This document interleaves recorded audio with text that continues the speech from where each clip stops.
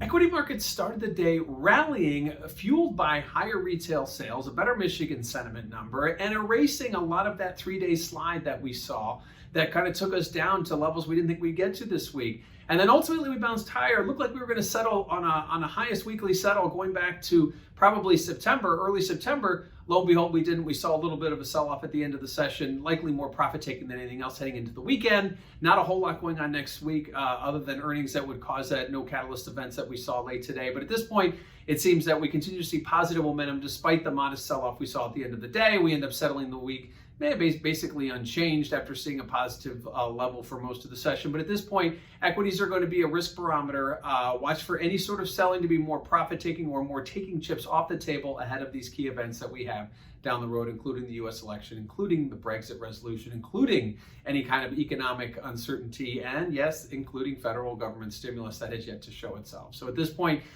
we did come out of the hole that we dug ourselves into earlier this week, but lo and behold, by the end of the session, we did see some sellers step in. Secondly, volatility. Well, the VIX index actually settled a little bit higher week over week, but remains caught in that 25 to 30 level that we've seen it traded over the last month or so. At this point, getting above 30 seems to be a struggle. We haven't been there since early September. On a settlement basis, that's going to be the level to watch. You get above 30, it starts to mean that maybe a little fear creeping into the market or uncertainty, obviously, that we have a lot of that.